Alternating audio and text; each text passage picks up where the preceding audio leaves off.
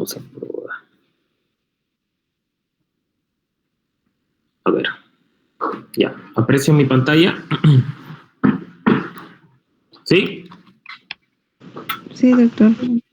Listo. Entonces vamos a hablar de cáncer gástrico, ¿no? Tenemos dos patologías para tratar, que son cáncer gástrico y cáncer de colon. A ver, vamos a ver si se escucha el sonido.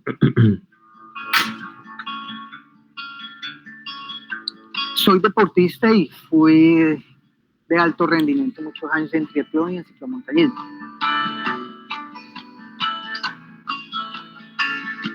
Mi nombre es Hernando Angarita. Tuve un diagnóstico de cáncer gástrico. Es cuando acudo a la Fundación Valle de Lili, el doctor Oscar Rojas, la doctora Ángela Zambrano, son los que me dan la bienvenida y el apoyo a la fundación. En el 2014 es cuando tengo la novedad de, a través de un dolor de estómago muy fuerte, y es cuando nos vamos directamente a la fundación y pues nos damos cuenta de que las cosas no estaban bien. El tratamiento fue de una quimioterapia de choque, que es 15 días en la clínica y 15 días en casa bajo control. Y fue como una combinación, una alianza entre la quimio y la bicicleta y mi ejercicio. Fundación Valle de Lili para mí lo fue todo en ese momento, como fue mi familia, porque el staff en Valle de Lili siempre me cuidó, me mantuvo, me consintió al máximo y agradezco mucho. O sea, yo sigo teniendo mis controles e igualmente sigo en contacto con mi oncólogo, con mi gastro, y con lo que he necesitado siempre he estado de la mano. Sé que es duro, ¿sí? Pero no es el fin del mundo. O sea, no simplemente es la palabra cáncer y se me acabó la vida, sino es también las ganas de vivir, de luchar y de hacer el tratamiento de la mejor manera que se puede.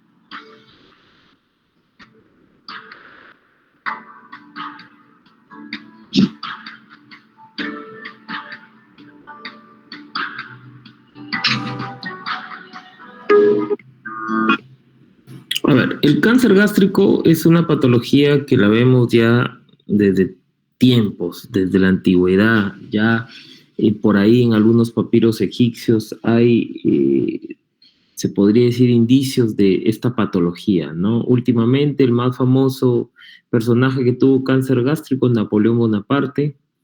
Ok, sus restos todavía están en París y falleció prácticamente en 2, 3 meses, específicamente por el cáncer gástrico. Otro es Ramón Valdés, Juan Pablo I, el creador de Condorito, el chileno. Entonces la patología del cáncer gástrico es una patología muy frecuente prácticamente en la zona del Pacífico, en las costas del Pacífico. Entonces, para hablar del cáncer gástrico y prácticamente para comprender cómo se va a desarrollar y cómo se va a extender, por así decirlo, tenemos que conocer un poquito de su anatomía del estómago, ¿no? Entonces, la anatomía del estómago, específicamente, el estómago es una bolsa, ¿ok? Que contiene 2 esfínteres, está en la cavidad abdominal, el esfínter del cardias específicamente, que esta es la unión del esófago con el estómago. Nosotros a esto le llamamos unión gastroesofágica. Los oncólogos clínicos dividimos a la unión gastroesofágica en 3 porciones específicamente, que nos sirven un poco para ver el tratamiento de la enfermedad, específicamente qué le vamos a dar, ¿no? El otro esfínter es el esfínter del píloro, específicamente, que conecta o comunica el estómago con la primera porción del duodeno. Lógicamente, el estómago está fijado a la pared abdominal, por todo estos, el epiplom lo recubre y tiene relaciones anatómicas con el hígado, está en contacto prácticamente con el hígado, en contacto con el diafragma, hacia abajo podría estar en contacto con el páncreas y todo lo demás, y tiene todas estas relaciones anatómicas, este contacto que tiene con el epiplom que lo recubre de manera por la parte de adelante específicamente, ¿no? Entonces, tenemos 3 regiones específicas: el fondo, el cuerpo y el antro, ¿no? Esta es la región antral y la región pilórica, antropilórico que le llamamos nosotros específicamente. Ahora, lógicamente, el estómago está tapizado por un epitelio glandular. O sea, todo el epitelio que tapiza la mucosa gástrica es glandular, son glándulas. Entonces, si son glándulas, el principal cáncer que podría haber son los adenocarcinomas. Adeno que viene de la parte de glándula. Entonces, el cáncer gástrico se desarrolla en la mucosa gástrica y conforme va avanzando, va penetrando a través de la pared del estómago específicamente, hasta llegar a perforar la pared del estómago, la serosa, por así decirlo, la serosa que recubre el estómago y poder llegar a la cavidad abdominal, y ahí es donde ya produce lo que llamamos nosotros como carcinomatosis. Entonces tenemos un epitelio con su lámina propia, su muscularis mucosae, su submucosa, estas son las capas de la mucosa gástrica, su muscular propia, su mesotelio o llamado serosa. Entonces el cáncer de estómago se desarrolla aquí en el epitelio y la idea es que comienza a perforar la serosa parietal específicamente del estómago para poder llegar y, se podría decir, desarrollarse en toda la cavidad abdominal. En la etiología, pues, hay factores ambientales, hay factores genéticos, y dentro de los factores ambientales tenemos prácticamente la alimentación, la comida, las comidas saladas. Las comidas saladas, ya sabemos que hasta cierto punto tienen una preponderancia, específicamente los alimentos salados, los alimentos conservados con sal, ya que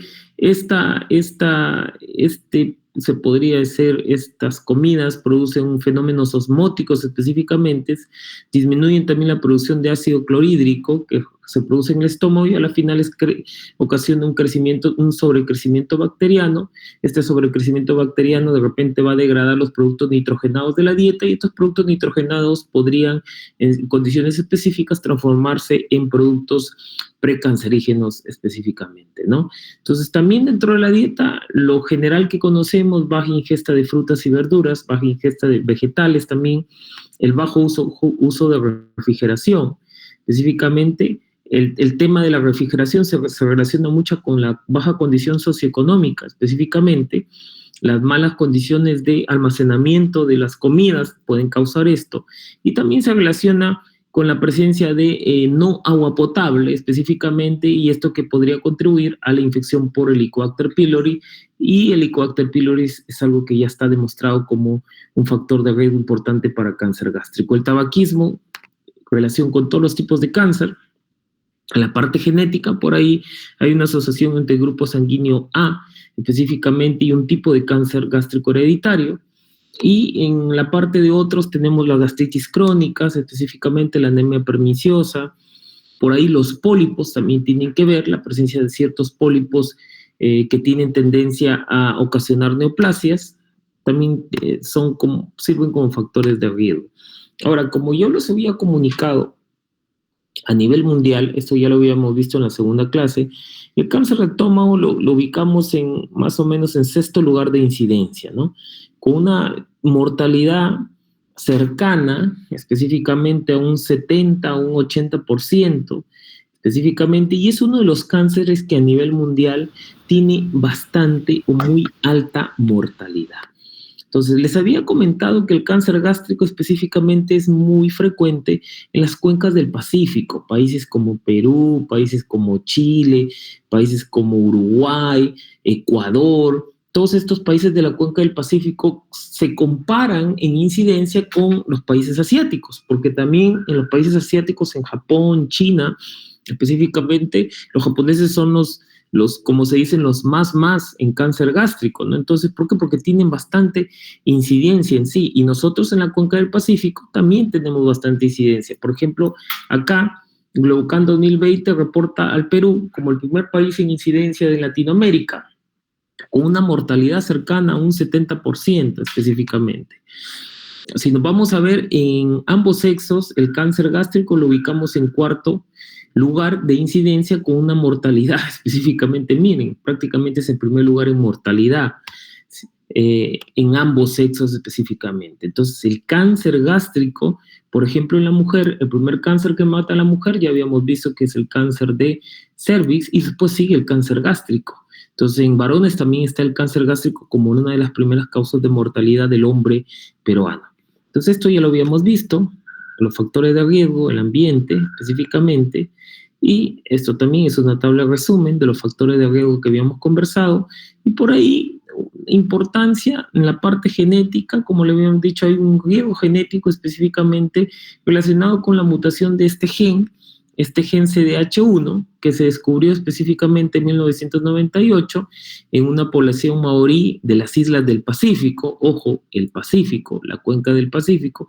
Entonces, ¿qué se evidenció? Que había una población de estas personas isleños del Pacífico que comenzaban a hacer cáncer gástrico en familiar, ¿no? Entonces se les investigó y descubrió que había una mutación en el gen CDH1, y este gen es un gen supresor tumoral que elabora una proteína CDH1 que tiene que ver mucho con la cohesión de las células a nivel de la mucosa gástrica. Entonces, se evidenció que este gen tiene que ver mucho con la presencia del cáncer gástrico con células en anillo de sello, o llamado también pobremente cohesivo. ¿Ok? El Helicobacter pylori tiene una importancia vital en la aparición de cáncer gástrico. Se dice aproximadamente que más del 50% de la población mundial está infectada por el Helicobacter pylori o estuvo infectada en algún momento. Entonces, de esta población infectada, 1 a 3% de los infectados podrían llegar a desarrollar cáncer gástrico en el transcurrir del tiempo si no se trata esta infección por el Helicobacter pylori. Lamentablemente, no tenemos mucho acceso rápido a la endoscopía, ¿no? Porque la única forma de detectar el Helicobacter pylori es endoscopía o el test de aliento, también, que nos sirve para la detección del Helicobacter pylori. Pero la idea es esa, ¿no? La idea es detectar el Helicobacter pylori y tratarlo, porque este es un factor de riesgo muy importante para la aparición de cáncer gástrico. Entonces, ¿cómo evoluciona la relación entre la gastritis y el cáncer gástrico en la historia natural de la enfermedad? Tiene importancia o tiene un rol específicamente. Obviamente, las gastritis crónicas o inflamaciones crónicas lo que provocan es destrucción de las glándulas en sí, del estómago, o sea, destrucción de las células parietales. En el estómago tenemos las células parietales que producen ácido clorhídrico, y también el estómago tiene células, las principales, que elaboran el pexinógeno y el factor intrínseco de Kastler, que te sirve también para absorber las vitaminas, específicamente la vitamina B12, ¿no? Pero si nos vamos en la fisiopatología del cáncer gástrico en sí, producido por una gastritis, la gastritis crónica, en la gastritis crónica se destruyen estas células principales, estas células parietales, entonces disminuye la producción de ácido clorhídrico, lo que ocasiona una hipocloridria. Esta hipocloridria, obviamente, normalmente el pH del estómago lo tenemos en 2 a 3 de los jugos gástricos, entonces a disminuir las células que producen ácido clorhídrico, el pH aumenta, y este aumento del pH hace que ciertas bacterias que específicamente no podían vivir a un pH bajo comiencen a proliferar. Y es estas bacterias que comienzan a digerir los productos nitrogenados de la dieta, y estos productos nitrogenados podrían transformarse, podrían ser susceptibles de la aparición de displasias en la mucosa gástrica, y esas displasias, si no las tratamos, podrían llevar a un cáncer gástrico en sí. Entonces, más o menos ese es cómo evoluciona esto de la gastritis crónica en la aparición de un cáncer gástrico. Histológicamente, el cáncer gástrico, habíamos dicho que el estómago está tapizado por glándulas, está formado el epitelio por glándulas. Entonces, obviamente, el principal tipo de histológico de cáncer gástrico es el adenocarcinoma, en un 90-95%. Y otros de tipos de cáncer, un 5 a 10%. Los segundos cánceres más frecuentes, o mejor dicho, los segundos tumores más frecuentes en el estómago son los linfomas, específicamente los linfomas de células grandes B difuso, y también en menor preponderancia el linfoma mal gástrico. Otros tipos de cáncer tenemos los sarcomas, específicamente los tumores GIS, y también por ahí los leiomiosarcomas, que son tumores específicamente del tejido fibroconectivo que podría haber en la pared del estómago. Clínicamente, prácticamente un cáncer gástrico precoz no te genera mucha sintomatología, el 80% son asintomáticos, y conforme vaya avanzando la enfermedad, los síntomas van apareciendo. Por ahí, se confunde esto con una gastritis, por ahí puedes tener una dispepsia, por ahí en la etapa temprana tienes de repente una llenura un poquito precoz, un ligero dolor abdominal, pérdida de peso casi no hay. En cambio, cuando el cáncer va evolucionando, va creciendo, va comprometiendo, tenemos en la mayoría, en un 60% de los pacientes vienen con pérdida ponderal, se quejan de dolor abdominal, pueden haber náuseas, pueden haber vómitos, en casos ya un poquito avanzados pueden haber melenas específicamente, la saciedad precoz es muy importante, la distección abdominal, en los casos ya metastásicos con carcinomatosis, el paciente podría venir con ascitis. ¿Por qué? Porque muchos de estos pacientes, o la mayoría de nosotros, pensamos que es una simple gastritis lo que tenemos, vamos a la farmacia a comprar, nos automedicamos, por ahí también el médico en el centro de salud, quizás el médico general, le da tratamiento para la gastritis, el tratamiento de la gastritis es un poquito apacigua en la sintomatología y después obviamente, como esto no es un tratamiento definitivo, va a evolucionar en lo que se presenta como cáncer gástrico. Específicamente, muchos de mis pacientes, quizás un 60% de los pacientes que he visto con cáncer gástrico, han tenido una historia de automedicación y manejo como si fuese una gastritis. Entonces, lo han pasado de esa manera. Ahora, para hacer el diagnóstico específico es la endoscopía. La endoscopía es el método ideal para hacer el diagnóstico de un cáncer gástrico. ¿Por qué? Porque te permite visualizar la lesión y te permite tomar una biopsia de esta específicamente. Entonces, acá la indicación es clara. Cualquier paciente o cualquier persona con síntomas de dispepsia, balonamiento, ardor en el estómago, vinagreras, todo lo demás, tiene que hacerse una endoscopía sí o sí. Ese es mandatorio. En la mayoría de los casos, lo que se puede tener es que se vea una gastritis, pero nadie quita que por ahí tengamos se podría decir, una neoplasia escondida que esté avanzando. Y detectar las neoplasias en etapas tempranas es la clave de la curación del tratamiento del cáncer específicamente. Esta clasificación de Lauren todavía se sigue utilizando. ¿Por qué? Porque guarda una relación también con epidemiología, con la edad, con la agresividad del cáncer. Es por eso que todavía se usa, y lo divide Lauren en un cáncer tipo intestinal y un tipo difuso. El cáncer tipo intestinal es el cáncer que es epidémico, que se relaciona con personas de más de 60 años, que se relaciona con Helicobacter pylori, que podría nacer de una gastritis atrófica, ¿ok? Que hace metástasis más que todo viscerales, como por ejemplo a hígado, y que generalmente, dentro de todo lo peor, tiene un mejor pronóstico, por así decirlo. En cambio, el cáncer de gástrico tipo difuso es un cáncer más de personas jóvenes, más de mujeres, es un cáncer que no hace mucha metástasis visceral, pero lo que sí hace es metástasis a nivel de peritoneo, o sea, genera carcinomatosis, y es un cáncer más agresivo que tiene un peor pronóstico en sí.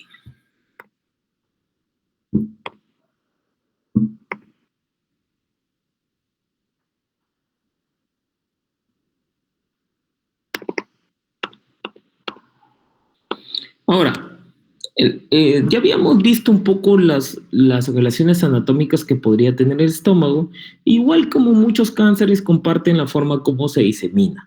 El cáncer gástrico, la neoplasia gástrica se podría decir, avanzar o extender por contigüidad, y habíamos dicho que por contigüidad tenemos al epíplon que lo recubre por delante, tenemos al hígado, tenemos al páncreas, tenemos al vaso, ¿ok? Por ahí pasa el colon transverso, también puede comprometer el colon transverso de manera directa, hace mucha metástasis ganglionar, que primero son los ganglios regionales, y después podemos tener compromiso de ganglios a distancia, como por ejemplo el ganglio de Virchow, el ganglio de Irich, o el ganglio, el nódulo de la hermana de María José, que es un ganglio umbilical específicamente. Por vía hematógena puede ir a hacer metástasis al hígado, pulmón, hueso, cerebro.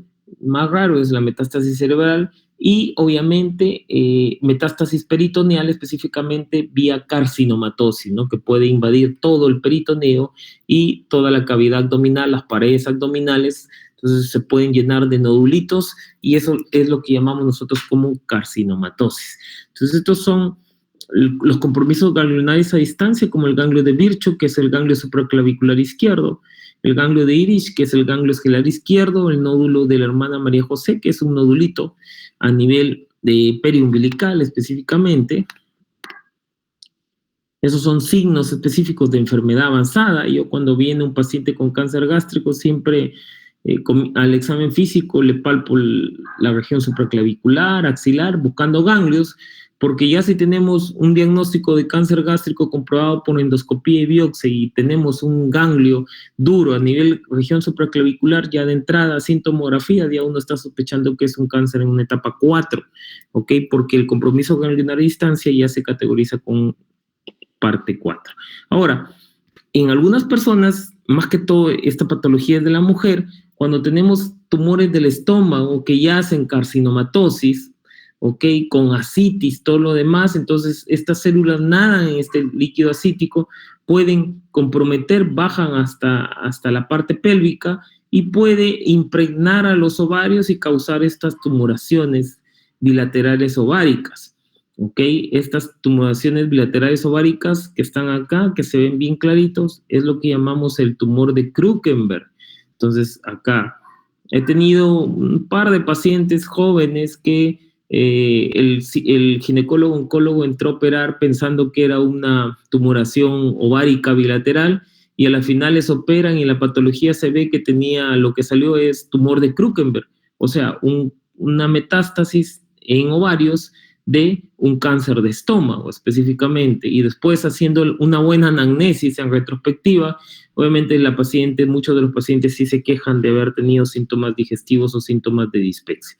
Entonces el tumor de Krukenberg es una metástasis de un cáncer gástrico, una metástasis ovárica de un cáncer gástrico específicamente. En cuanto al estadiaje, utilizamos lo clásico, tomografías de tórax, abdomen y pelvis, el TNM lo que utilizamos, T de compromiso de la pared, N del número de ganglios y M sitios de metástasis, y de acuerdo del compromiso uno lo va calificando en las etapas que van desde la 1 hasta la etapa 4 específicamente. Entonces, por acá, por ejemplo, acá tenemos el estómago, las paredes del estómago deben ser así como está acá, finitas, pero miren estas paredes de acá que captan contrastes gruesas y eso es un signo de una enfermedad en la pared gástrica, y por ahí, miren, ustedes pueden apreciar que no hay un plano de definición o un plano de separación entre el estómago y el hígado. Prácticamente el estómago se pega mucho al hígado, no hay separación, y por acá tenemos ganglios, ¿no? A esto le llamamos nosotros cáncer gástrico localmente avanzado, que si bien es cierto, no tiene metástasis, pero obviamente hay un compromiso extenso a nivel regional. Ahora, esto es lo que utilizamos para estadiar, tomografías, tórax, abdomen y pelvis. En los casos que tenemos dudas de alguna metástasis, de algún nodulito en el hígado hepático, el PET-CT es una arma que utilizamos, que venimos utilizando ya con mucha frecuencia para poder determinar aquellas lesiones que nos parecen dudosas de compromiso metastásico, y el tratamiento en sí va a depender de la etapa, ¿no? Obviamente toda infección por Helicobacter pylori tiene que tratarse, tal cual como tratan los gastroenterólogos al Helicobacter pylori, con su inhibidor de bomba de protones, su claritromicina, amoxicilina por 10 a 14 días, lo que nos sirve para poder tratar la enfermedad. Y después los cánceres gástricos no metastásicos, los que están en etapa temprana, cuando no se ve que haya compromiso ganglionar, lo que se hace es desde la resección endoscópica, cuando el cáncer solamente está localizado en la mucosa, hasta la gastrectomía con la disección ganglionar D2, que le llamamos. D2, para que una cirugía de cáncer gástrico sea buena, como mínimo deben el cirujano haber sacado 15 ganglios, es el número clave. Buena cirugía, 15 ganglios específicamente, ¿no? Y cuando tenemos una enfermedad, un cáncer gástrico localmente avanzado, que significa que tenemos ya un compromiso de pared regular, o ya no hay plano de separación entre el hígado, el estómago, hígado, páncreas, y hay compromiso ganglionar, específicamente lo que nosotros intentamos hacer es quimioterapia. Lo que se prefiere, lo estándar en el mundo es dar quimioterapia primero, después de eso operar. Entonces, por ahí, en aquellas personas que por situaciones de emergencia, de repente sangrado activo, fueron operadas de entrada, obviamente al final van a tener que recibir quimioterapia adyuvante para evitar que la enfermedad regrese. ¿ok? Y en los pacientes que ya son irresecables o no operables, de repente irresecables porque hay un compromiso anatómico grande, o no operable porque de repente son cardiópatas, ancianitos, lo que damos es quimioterapia paliativa y muchas veces asociamos a radioterapia. En el cáncer gástrico avanzado metastásico, la nueva era de la oncología dicta que lo primero que tenemos que tener es el estudio de HER2. Si tengo un paciente con cáncer gástrico metastásico, le tengo que hacer por inmunistoquímica HER2 para determinar si es HER2 positivo o negativo. Así como en cáncer de mama, el cáncer gástrico de repente entre un 10 a un 20% podría expresar HER2. Y tal cual como el cáncer de mama, le asociamos a la quimioterapia el trastuzumab o los anti-HER2 que se pueden utilizar. Ahora, también paralelamente lo que usamos es marcadores de inmunoterapia para poder agregar a la quimioterapia, al tratamiento anti-HER, los tratamientos con inmunoterapia de última generación, específicamente el nivolumab, que es lo que se utiliza cuando hay sobreexpresión de marcadores de inmunoterapia.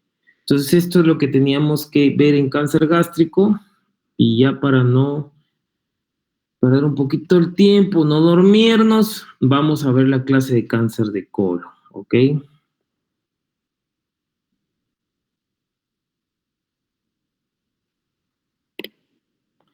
Entonces, cáncer de colon, algo icónico que siempre presento porque Chadwick Boseman, que era el actor de la Pantera Negra, la película de Marvel, murió de cáncer gástrico en el 2019, 20, perdón, de cáncer de colon falleció. Todo empezó con un leve dolor de barriga. En 20 días pasé de unas pequeñas molestias en el estómago a operarme de cáncer de colon, o lo que es lo mismo, de un tumor maligno en el intestino grueso. El cáncer es como un fantasma, que aparece sin apenas avisar, sin motivo aparente. Por eso es importante estar atento. Con el cáncer, lo de más vale prevenir que curar cobra todo el sentido. El cielo está nublado, que uno nace y luego muere. Este cuento se ha acabado. Depende. Aunque casi por accidente, en mi caso llegamos a tiempo. Me han quitado el bicho y el médico me ha dicho que a descansar. Así que de momento habrá que aplazar los conciertos que teníamos en España y América para este otoño, por lo cual os transmito mis más sinceras disculpas. Por lo demás, insistir en el asunto de la prevención. Hacerse un análisis por si acaso nunca está de más. Dar las gracias al Hospital Universitario de la Vall d'Hebron por su invalorable dedicación, profesionalidad y eficacia. Y además, deciros que... Bueno, queridos musicólogos, pues para este año ya no va a poder ser, pero para el próximo año nos vemos en los escenarios. Hasta pronto, que vaya todo muy bien. Vamos, Andrés, ¿qué haces aquí? Venga, a la habitación. Abajo. Depende.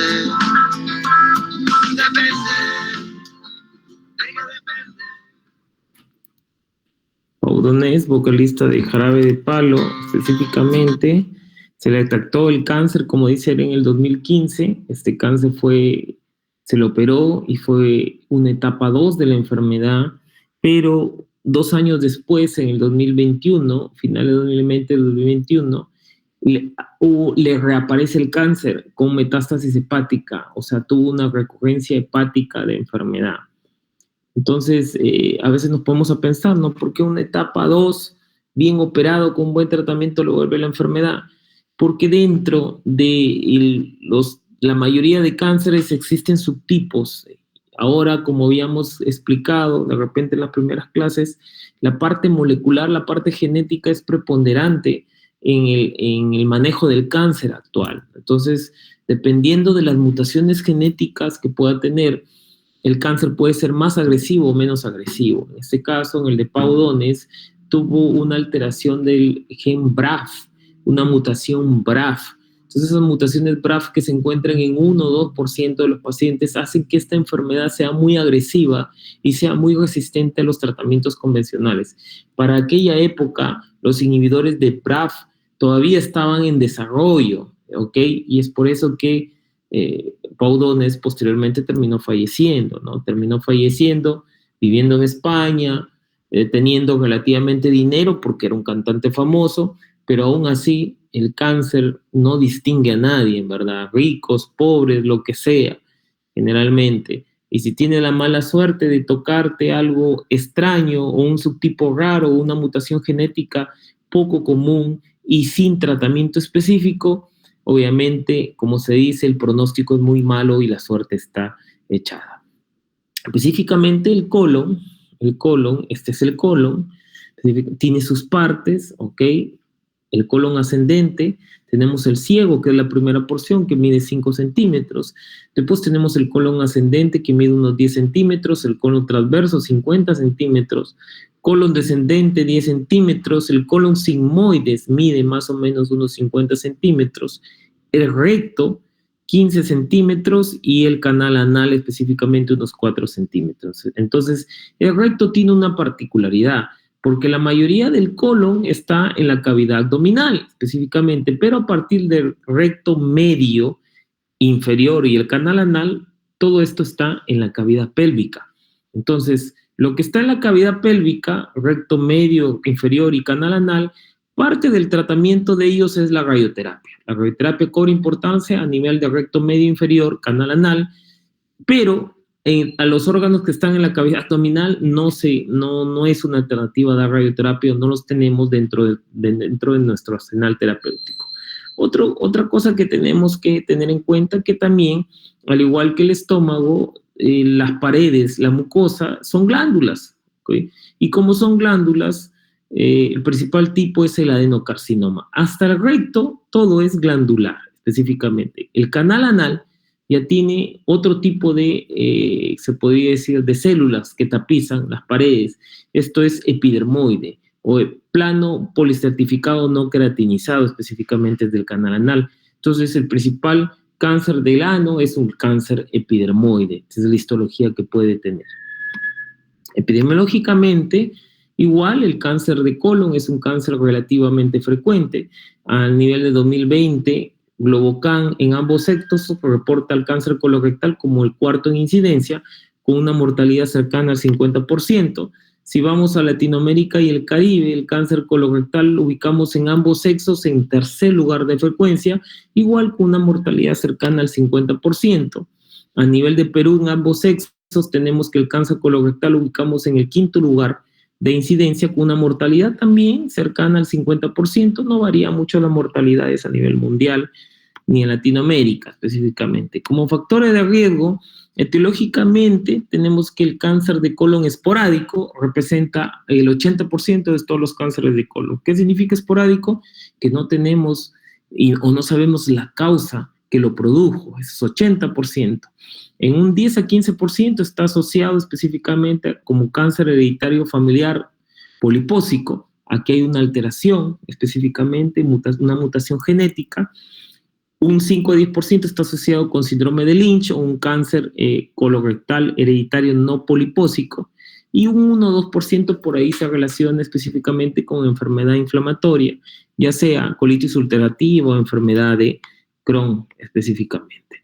Ahora, esta es la historia natural de la enfermedad o la evolución natural de la enfermedad. Tenemos el epitelio del colon, que es glandular específicamente. Por motivos que no conocemos, puede comenzar a proliferar la mucosa prolifera, y esta proliferación de la mucosa llega a la producción de un pólipo que en realidad es una proliferación de la mucosa que protruye en la luz del colon, y este pólipo, algunos de ellos podrían degenerarse y dar origen a la aparición de un cáncer de colon con el transcurrir del tiempo. En general, los pólipos estos son los pólipos intestinales, tenemos algunos tipos, tenemos los pólipos neoplásicos, los hiperplásicos, los amartomatosos y los inflamatorios. Dentro de los neoplásicos tenemos, la mayoría los famosos adenomas, y dentro de los adenomas tenemos el tubular, tubulovelloso y velloso, que son los que tienen mayor preponderancia en la aparición o podrían progresar a la aparición de un cáncer.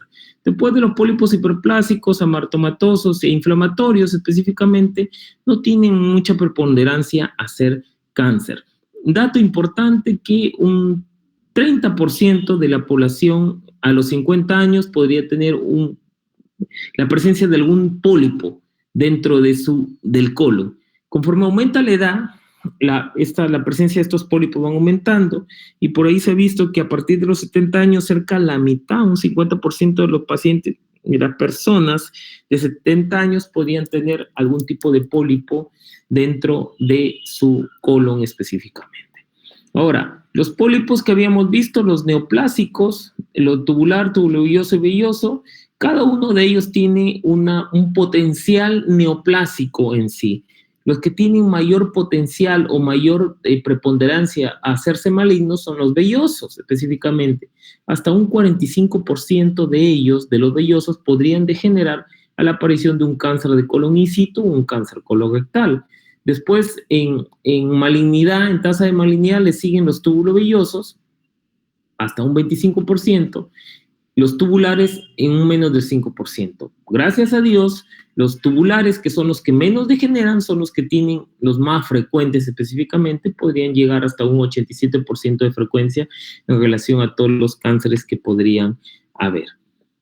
Ahora, hay ciertas características que hacen, se podría decir, que un pólipo tenga más riesgo de hacer algún tipo de cáncer. Como por ejemplo que sea de más de 1 centímetro, es una característica de malignidad para tener mucho en consideración. Que sea velloso, ya lo hemos hablado, porque la tasa de malignidad podría llegar hasta un 45%, y que de repente ya tenga presencia de displasia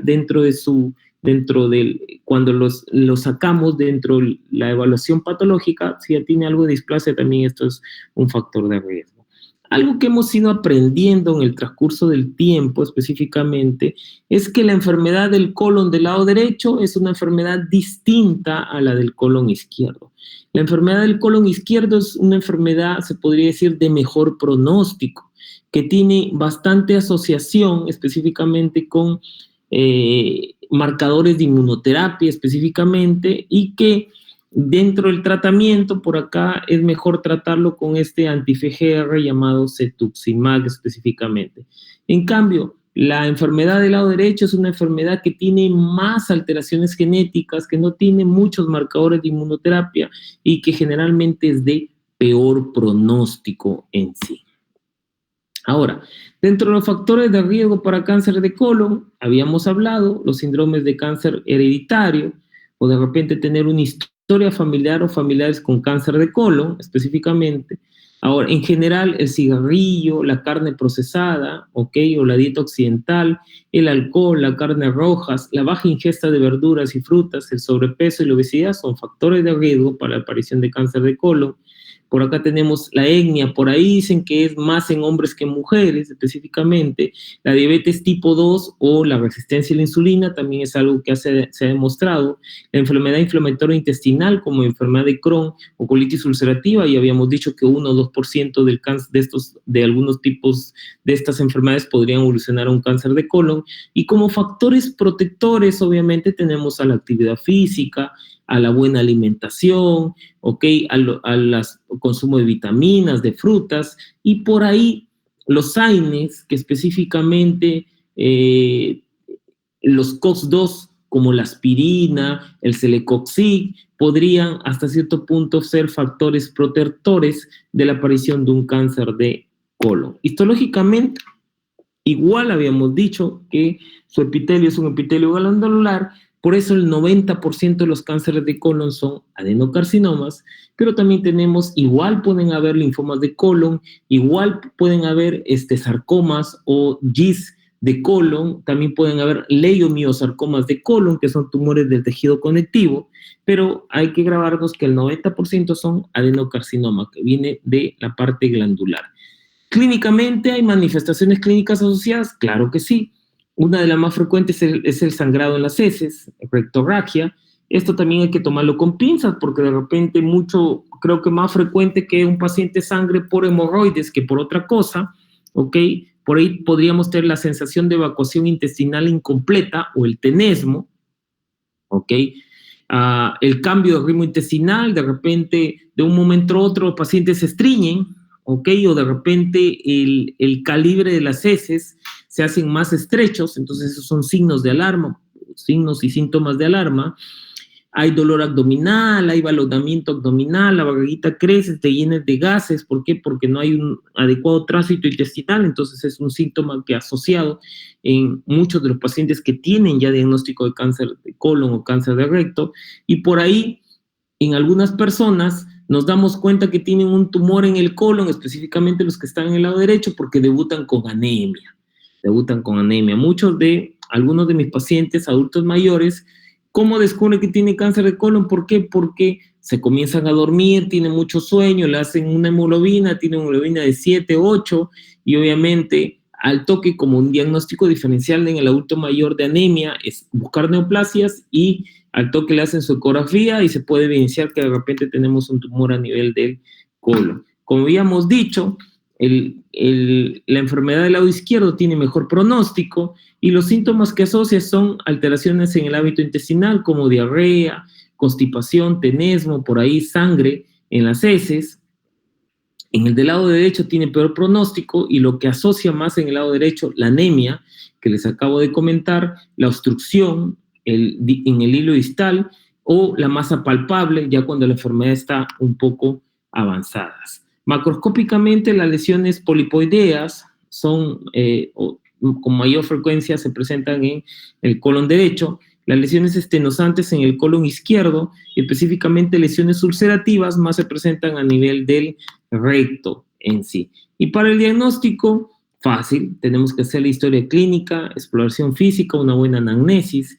Dentro de los marcadores tumorales que pedimos, el CEA, por ahí también el CA19-9, el test de Tevenon o buscar sangre oculta en heces es un test que utilizamos mucho también para el screening de la enfermedad, y obviamente la prueba gold estándar para hacer el diagnóstico de cáncer de colon, ¿cuál es? La colonoscopía convencional. La colonoscopía te permite visualizar la lesión, sacar biopsia de la lesión, y en el caso que encontremos pólipos, como en este caso, también la colonoscopía convencional te permite sacarlos. Y la idea, si tienes un pólipo, es sacarlo desde la base, sacarlo, cortarlo, para poder dejar márgenes libres y que el pólipo no vuelva a crecer. En algunos pacientes que no se puede realizar una colonoscopía porque tienen comorbilidades por O motivos, la tomografía, los software de tomografía te pueden reconstruir el colon específicamente, y es lo que nosotros llamamos como colonoscopía virtual. Los software que se tienen estas máquinas, estos tomógrafos, cuando le tomamos la imagen, te permiten reconstruir específicamente y te permiten evidenciar si puede haber una tumoración, un nódulo o algo. Lógicamente, no tenemos la biopsia, ¿no? Porque obviamente para saber qué tipo de tumor es, específicamente necesitamos el estudio patológico en sí. Ahora, para el estadiaje de enfermedad, tomografías de tórax, abdomen y pelvis, y en el casos, como les digo, seleccionados cuando tengamos duda de alguna lesión, el PET-CT me va a determinar si la lesión es positiva o negativa. Por ejemplo, acá tenemos una lesión polipoidea, una lesión estenosante y una lesión sangrante o crateriforme específicamente. Entonces, esta es la colonoscopía, ingresas con el colonoscopio y la idea es explorar todo el colon. Una buena colonoscopía implica explorar todo el colon específicamente. Por ejemplo, acá, miren, acá tenemos una tomografía, colon transverso, aquí hay un engrosamiento de las paredes, ven una dilatación antes, aquí tenemos la estenosis y después no pasa casi nada. Entonces, aquí está el tumor en colon en sí. Para el cribaje o prevención específicamente, si tenemos en la población general, en menores todo empieza a partir de los 50 años, ¿ok? A partir de los 50 años ya tenemos la edad te hace un riesgo medio, por así decirlo. Si tenemos pacientes mayores de 50 años que no tienen antecedentes personales ni familiares, se hace un cribado poblacional común y se hace con colonoscopía de repente o con test de Tevenon en heces. Cuando tienes menos de 50 años es una población que no tiene riesgo, a veces solamente se observa o no es necesario hacer el cribaje, y la población de alto riesgo obviamente son las personas que han tenido antecedentes o familiares con cáncer de colon.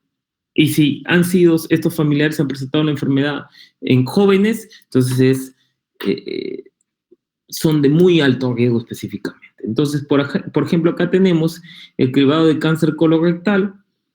Si tenemos pacientes antes de los 60 años, a partir de los 50 se hace su colonoscopia cada 5 años específicamente, o su test de T-Venom en heces. Cuando ya tienen más familiares, ¿ok? Más familiares o tienen 1, 2 o 3 o 4 familiares que han tenido cáncer de colon, y tenemos el paciente más de 60 años, T-Venom en heces específicamente, su colonoscopia. Nosotros recomendamos colonoscopia total cada 5 años, a partir de los 40 años, ¿ok? Cuando hay antecedentes familiares. Y por acá, por ejemplo, cuando las personas tienen el riesgo estándar, sin antecedentes familiares, todo comienza desde los 50 años, puede comenzar con un análisis de T-Venom en heces. Ahora, dentro de la historia natural de la producción de un pólipo, y ya sabemos que estos pólipos pueden malignizar, tiene que ver mucho la inflamación. Todo el proceso inflamatorio que podría haber. Para que se produzca un pólipo tiene que haber inflamación. Entonces, los AINES o antiinflamatorios no esteroideos tipo la aspirina, tipo el Celecoxib, entonces, pensándolo o razonando específicamente, si estos controlan, disminuyen el proceso inflamatorio, obviamente van a disminuir la producción de pólipos y podría ser un factor protector. Esto todavía no lo tenemos establecido, ¿ok? Porque también sabemos que los AINES también tienen sus efectos adversos específicamente y hay que tener cuidado en eso. Ahora, algo muy interesante, muy importante, que en un 8%, 8 hasta 10% por ahí dicen, de cánceres de colon son sincrónicos. ¿Qué significa? Que no solamente hay un solo tumor, sino podrían haber 2 tumores a la vez. Eso se llama cáncer de colon sincrónico y representa un 8% de los cánceres de colon. O sea, de 100 personas con cáncer de colon, 8 podrían tener 2 tumores. Y hay que darnos cuenta porque de repente solamente evidenciamos un tumor, operamos un tumor y el otro está más adentro que no nos hemos dado cuenta. Por eso es muy importante hacer la colonoscopia completa, toda la colonoscopia. Si la tumoración permite el paso del colonoscopio, o sea, puede atravesar el colonoscopio la tumoración, entonces la idea es completar toda la colonoscopia. Para el estadiaje, igualito, tomografía de tórax, abdomen y pelvis, y prácticamente TNM es lo que utilizamos, TNM específicamente, TNM. En cuanto al tratamiento, todos los cánceres de colon, le toma sus tomografías, ya tiene su biopsia por colonoscopia, todo, y si les toman la tomografía y no tiene metástasis, primero tiene que operarse, todo tiene que operarse primero. Los metastásicos le damos quimioterapia más terapia biológica, actualmente todo es terapia biológica, ¿ok? En los estadios clínicos 1 solamente basta con la cirugía, en los estadios clínicos 2 en algunas personas se le da algo de tratamiento con quimioterapia. En los estadios clínicos 3, todos van a tratamiento adyuvante con quimioterapia específicamente. Y por acá, como dicen, en el recto le asociamos la radioterapia. Habíamos dicho que el recto medio inferior es donde se asocia la radioterapia. Y en algunos casos, específicamente cáncer de recto, los cánceres de recto localmente avanzados, o sea, que están en etapa 3, primero le damos tratamiento neoadyuvante para bajar la enfermedad y después de eso poder ser operados específicamente. Pero en cáncer de colon en sí no existe neoadyuvancia. Todo cáncer de colon que no sea metastásico tiene que operarse. Y bueno, esto es lo que tenía que presentarles. A ver, vamos a culminar con esto.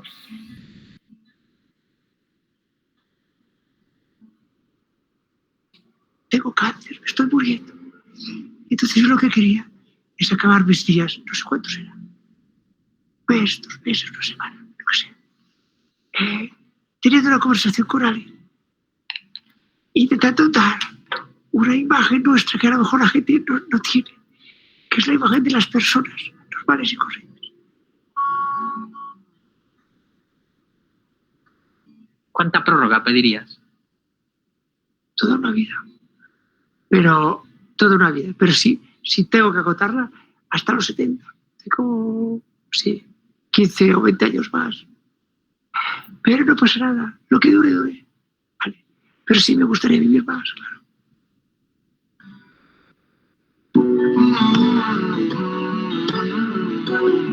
¿Qué le dirías a alguien que recientemente le han diagnosticado un cáncer como el tuyo? Nada, que disfrute de la vida, que no se preocupe, que se ocupe, ocúpate, disfruta, diviértete, móntate la vida para lo que te quede, aunque no sepas cuánto es, para estar bien, estar a gusto, estar con lo más feliz que puedas, haciendo cosas que te gusten. Ya está. No te preocupes, no tengas miedo. Y que no tengáis miedo, no odiéis. Think positive. La vida son 4 días y 3 pasaron ya. Hostia, no estemos aquí de mala leche, estemos aquí de buen humor, querámonos. Y si hay algo que no te interesa, déjalo de lado. A mí hay días que yo también me odio a mí mismo, y la música que hago, ese día me dejo. Porque hay días que me quiero mucho y entonces me vengo acá. Pero sí, no. En general, no nos odiemos, porque el odio no llega a ninguna parte. ¿De qué estás feliz, Pau? De estar aquí, de estar en esta, me levanto, veo claro, cuando el tiempo, ya sabes que es corto, el tiempo te hace muy feliz cuando lo gozas, cuando estás a gusto. Entonces, hoy estoy muy feliz, ahora soy muy feliz. Es una felicidad cabrona porque pienso, hostia, siempre decirme el mes que viene, me fuera el año que viene. Y vea cómo empieza ahora que están empezando a subir el verde, que los corzos empiezan a bajar de las montañas y suben, que los ves aquí, empezar a nevar o a caer las hojas, marrones, amarillas, los colores del otoño que aquí... O sea, el sitio de mi recreo, silencio, brisa y cordura, dan aliento a mi locura. Hay nieve, hay fuego, hay deseo, ahí donde me recreo. Bueno, está afinadito. Esto sí.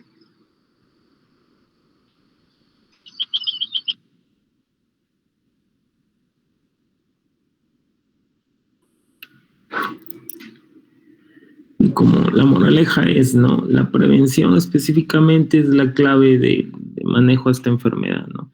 Lamentablemente hay pocos cánceres que se pueden prevenir, no todos se pueden prevenir y no todos dan sintomatología. Ese es lo malo específicamente, ¿no? Pero en general los cánceres que se pueden prevenir son los más frecuentes. Cáncer de mama se previene, cáncer de cervix se previene. Entonces, cáncer de próstata también se puede prevenir o detectar en etapa temprana. Por ahí el cáncer de estómago también te da sintomatología, toda gastritis, toda epigastralgia, que me siento mal, nada de ranitidina, omeprazol, milanta, no, de entrada tu endoscopía. El cáncer de colon es un poquito más complejo, ¿por qué? Porque no te genera mucha sintomatología ya cuando está la enfermedad, pero bueno, si uno tiene antecedentes familiares, la idea es intentar hacerse un chequeo preventivo, siempre es bueno con el especialista adecuado en sí. ¿Alguna pregunta?